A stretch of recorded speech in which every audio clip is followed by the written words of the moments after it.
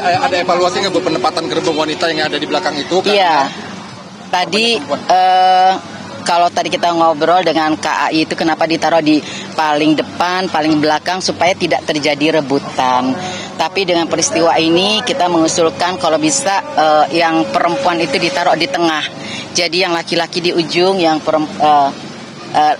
ya depan belakang itu laki-laki, jadi yang perempuan di tengah gitu. Tadi sebentar.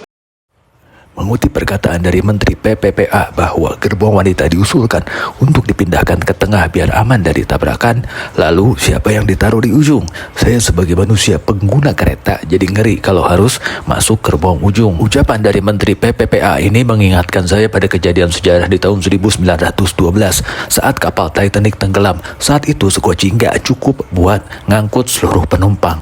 Kapten kapal memerintahkan agar selamatin wanita dan anak-anak dahulu. Dan ketika Titanic tenggelam, sebanyak 74% wanita selamat dan cuma 20% laki-laki yang selamat. Dalam sosiologi ada istilah male disposability, atau yang artinya masyarakat lebih oke kalau laki-laki yang menderita karena dianggap tugasnya lelaki adalah sebagai pelindung dan penyedia. Tapi juga perlu diingat, meski lelaki lebih sering berkorban, tapi tetap saja akan ada wanita yang menderita akibat kehilangan lelakinya, seperti halnya kisah Jack dan Rose di film Titanic.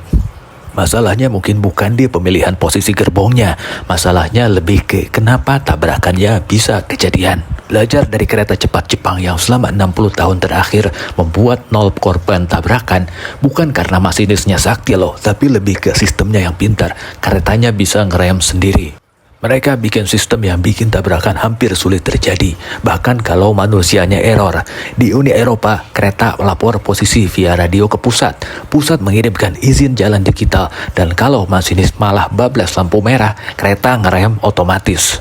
Di Amerika dan Kanada, kereta menggunakan GPS plus komputer on board. Sistem otomatis langsung ngerem kalau kereta terlalu cepat, atau masuk jalur salah, atau ada kereta lain di depan. Sistem ini dibuat sejak tahun 2020 setelah banyak terjadi kecelakaan sebelumnya. Di Belanda dan Jepang, perlintasan kereta udah dihapus. Mobil melintas di atas kereta, dan kereta berada di bawah. Nggak ada lagi terobos palang pintu. Di Jerman, perusahaan kereta pakai AI buat prediksi wesel mana yang bakal rusak 2 minggu lagi. Jadi, kenapa di negara maju tabrakan keretanya jarang banget? Karena filosofi mereka, manusia pasti bikin salah. Jadi sistemnya yang harus pinter.